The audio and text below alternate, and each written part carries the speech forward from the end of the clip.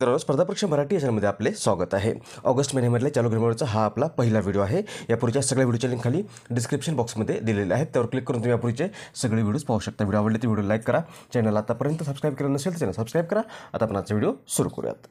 आजचा आपला पहिला प्रश्न आहे, खालीलपैकी कोणत्या देशाच्या महिला फुटबॉल संघाने युरो कप 2025 जिंकला आहे? याचं बरोबर उत्तर आहे पर्याय क्रमांक 2 इंग्लंड। इंग्लंडच्या महिला फुटबॉल संघाने युरो कप 2025 किंवा युरो 2025 या स्पर्धेमध्ये अंतिम फेरीत स्पेनवर 3-1 अशी पेनल्टी शूटआउटमध्ये मात करत सलग दुसऱ्यांदा युरो चषक जिंकलेला आहे। युरो कप किंवा विमेन्स युरो कप देखील याला म्हटलं जातं। हा युरोपातील महिला राष्ट्रीय संघासाठी UEFA म्हणजे union of European football association या संघटनेकडून दर 4 वर्षांनी आयोजित केला जातो आणि 2025 मध्ये या स्पर्धेचं आतापर्यंत 14वं संस्करण जे आहे ते नुकतंच स्वित्झर्लंडमध्ये 2 ते 27 जुलै 2025 या कालावधीमध्ये संपन्न झालेलं आहे। उत्तर असेल पर्याय क्रमांक 2 इंग्लंड। पुढचा प्रश्न, सध्या चर्चेत असलेली दिव्या देशमुख ही खेळाडू खालीलपैकी कोणत्या खेळाशी संबंधित आहे? याचं बरोबर उत्तर आहे पर्याय क्रमांक 2 बुद्धिबळ। भारताची उदयोन्मुख बुद्धिबळपटू दिव्या देशमुख हिनं नुकतंच जुलै किंवा 28 जुलै 2025 या दिवशी जॉर्जियातील बातुमी या ठिकाणी आयोजित केलेल्या फिडे महिला बुद्धिबळ वर्ल्ड कप 2025 या स्पर्धेमध्ये भारताच्याच कोनेरू हम्पी हिला अंतिम सामन्यामध्ये नमवून महिला किंवा फिडे महिला बुद्धिबळ विश्वकप 2025 जिंकला आहे। यासोबतच ती ही स्पर्धा जिंकणारी पहिलीच भारतीय बुद्धिबळपटू ठरलेली आहे आणि ती भारताची ग्रँडमास्टर देखील बनलेली आहे। ती भारताची 4थी महिला ग्रँडमास्टर बनलेली आहे।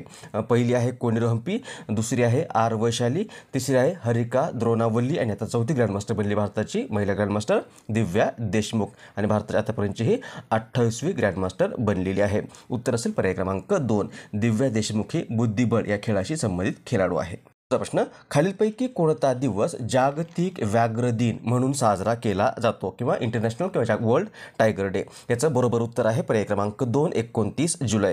29 जुलै हा दिवस दरवर्षी जगभरात जागतिक व्याघ्र दिन म्हणून साजरा केला जातो।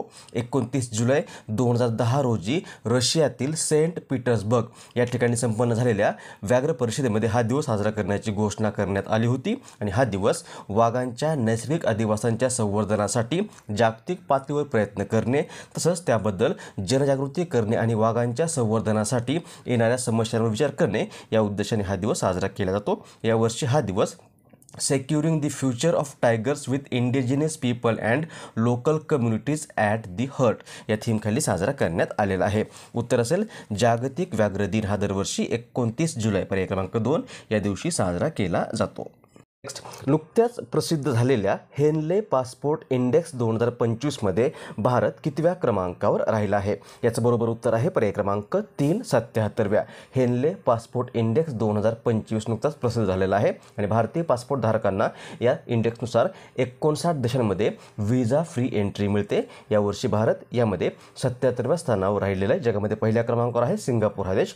सिंगापूर या देशातील नागरिकांना 193 देशांमध्ये व्हिसा फ्री एंट्री मिळते। पहिल्या क्रमांकावर सिंगापूर आहे, दुसऱ्या क्रमांकावर जपान आणि दक्षिण कोरिया राहिलेला आहे आणि भारत यावर्षी यामध्ये 77व्या क्रमांकावर राहिलेला आहे।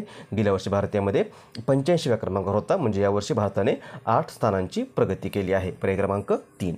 नेक्स्ट, खालीलपैकी कोणत्या देशाच्या लष्कर प्रमुखाला पाकिस्तानचा सर्वोच्च सैन्य पुरस्कार प्रदान करण्यात आला आहे? उत्तर आहे पर्याय क्रमांक 1 अमेरिकेच्या सेंट्रल कमांडचे प्रमुख जनरल मायकर कुरिल्ला यांना नुकतंच पाकिस्तान सरकारने पाकिस्तान या देशातील सर्वोच्च सैन्य सन्मान निशान ए इम्तियाज मिलिटरी हा प्रदान केलेला आहे।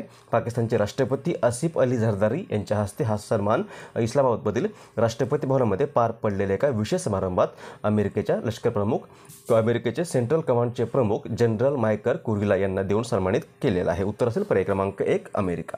पुढचा प्रश्न, खालीलपैकी कोणता दिवस आंतरराष्ट्रीय मैत्री दिन म्हणून साजरा करण्यात येतो? उत्तर आहे पर्याय क्रमांक 3 30 जुलै।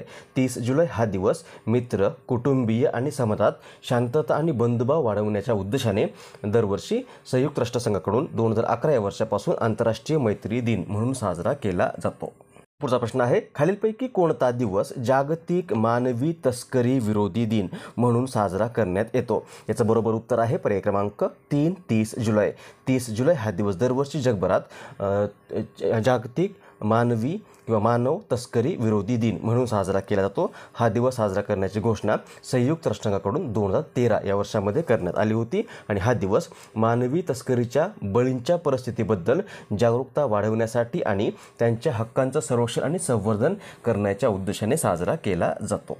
नेक्स्ट, DRDOने नुकतीच कोणत्या ठिकाणावरून प्रलय या बॅलिस्टिक क्षेपणास्त्राची यशस्वी चाचणी घेतली आहे? उत्तर आहे पर्याय क्रमांक 3 ओडिसा. प्रलय हे भारताने विकसित केलेलं जमिनीवरून जमिनीवर किंवा पृष्ठभागावरून पृष्ठभागावर मारा करणारं कमी पल्ल्याचं बॅलिस्टिक क्षेपणास्त्र आहे आणि हे DRDOने विकसित केलेलं आहे. याची मारक आहे 150 ते 500 किलोमीटर आणि DRDOने नुकतीच याची ओडिसातील डॉक्टर APJ अब्दुल कलाम बेटावरून यशस्वी चाचणी घेतलेली आहे. पर्याय क्रमांक 3 ओडिसा हे याचं बरोबर उत्तर असेल. DRDO म्हणजे Defence Research and Development Organisation. स्थापना झालेली आहे 1958 मध्ये. मुख्यालय आहे नवी दिल्ली या ठिकाणी. सध्या अध्यक्ष आहेत समीर V कामत. पुढचा प्रश्न आहे, वन्स एलिफंट लिव्ड हेअर या लघुकथा संग्रहाचे लेखक कोण आहेत? उत्तर आहे पर्याय क्रमांक 1 गीतांजली श्री. गीतांजली श्री यांचा हा लघुकथा संग्रह आहे. नाव आहे वन्स एलिफंट लिव्ड हेअर आणि या लघुकथा संग्रहासाठी या गीतांजली श्री यांना नुकतंच पेन ट्रान्सलेट अवॉर्ड 2025 हा पुरस्कार देऊन सन्मानित केलेला आहे. पेन ट्रान्सलेट हे किंवा ही अमेरिकेमधील न्यूयॉर्क शहरामध्ये असलेली एक नॉन प्रॉफिट ऑर्गनायझेशन आहे जी साहित्य आणि मानवी हक्कांच्या प्रगतीद्वारे युनायटेड स्टेट्स आणि जगभरातील अभिव्यक्ती संरक्षणासाठी जागरूकता निर्माण करण्याचं कार्य करते आणि हा पुरस्कार या संघटनेकडून दिला जातो. यावर्षी हा पुरस्कार गीतांजली श्री यांना वन्स एलिफंट लिव्ड हेअर या लघुकथा संग्रहासाठी देऊन सन्मानित करण्यात आलेला आहे. उत्तर असेल पर्याय क्रमांक 1 गीतांजली श्री. नेक्स्ट, भारतातील पहिले हिंदी माध्यम MBBS महाविद्यालय खालीलपैकी कोणत्या ठिकाणी उभारण्यात येत आहे? उत्तर आहे पर्याय क्रमांक 2 मध्य प्रदेश. वैद्यकीय अभ्यासात प्रादेशिक भाषेतील शिक्षणाला प्रोत्साहन देण्याच्या उद्देशाने मध्य प्रदेशमधील जबलपूर या ठिकाणी भारतामधलं पहिलं हिंदी माध्यम MBBS महाविद्यालय उभारण्यात येत आहे. हे महाविद्यालय किंवा कॉलेज जे आहे ते 2027-28 या शैक्षणिक सत्रापासून सुरू होणार आहे. सुरुवातीला मध्ये 50 सीट्स किंवा 50 जागा असणार आहेत. उत्तर असेल पर्याय क्रमांक 2 मध्य प्रदेश. मध्य प्रदेश राजधानी आहे भोपाळ. सध्या राज्यपाल आहेत मंगूबाई C पटेल आणि मुख्यमंत्री आहेत मोहन यादव. नेक्स्ट, नुकतेच वयाच्या 97व्या वर्षी निधन झालेले टॉम लेहरर कोण होते? याचं बरोबर उत्तर आहे पर्याय क्रमांक ऑप्शन्स आहेत गणितज्ञ, संगीतकार, उपहासकार आणि वरील सर्व बरोबर. याचं बरोबर उत्तर आहे पर्याय क्रमांक 4 वरील सर्व बरोबर. हे बघा, हे होते टॉम लेहरर. हे एक अमेरिकन संगीतकार, उपहासकार आणि गणितज्ञ होते आणि यांचं नुकतेच वयाच्या 97व्या वर्षी निधन झालेलं आहे. त्यांनी 20व्या शतकामध्ये त्यांच्या उपहासात्मक गीतांसाठी किंवा सॉंगसाठी प्रसिद्धी मिळवली होती. त्यांचं गाणं अनेकदा राजकीय आणि सामाजिक विषयांवर भाष्य करीत असे आणि त्यांचा जन्म झाला होता न्यूयॉर्क शहरामध्ये 1928 या वर्षामध्ये. त्यांनी शीतयुद्ध, अणुबॉम्ब, वंशवाद आणि शिक्षणासारख्या विषयांवर विनोदी आणि विचारप्रवर्तक गाणी लिहिलेली आहेत. उत्तर असेल पर्याय क्रमांक 4. नेक्स्ट, खालीलपैकी कोणत्या देशाने नुकताच 26 जुलै 2025 या दिवशी आपला 60वा स्वातंत्र्य दिन साजरा केला आहे? याचं बरोबर उत्तर आहे पर्याय क्रमांक 1 मालदीव.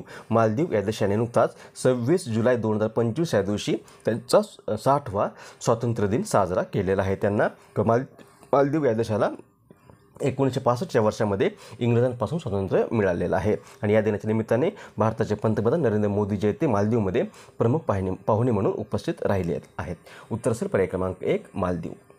यानंतर आजचा प्रश्न, ज्याचं उत्तर तुम्हाला खाली कमेंट्समध्ये द्यायचं आहे. प्रश्न आहे, खालीलपैकी कोणत्या शहरातील कर्नाक पुलाचे नाव बदलून सिंदूर पूल असे करण्यात आले आहे? ऑप्शन्स आहेत श्रीनगर, मुंबई, भोपाळ आणि पहलगाम. याचा बरोबर उत्तर तुम्हाला खाली कमेंट्समध्ये द्यायचं आहे.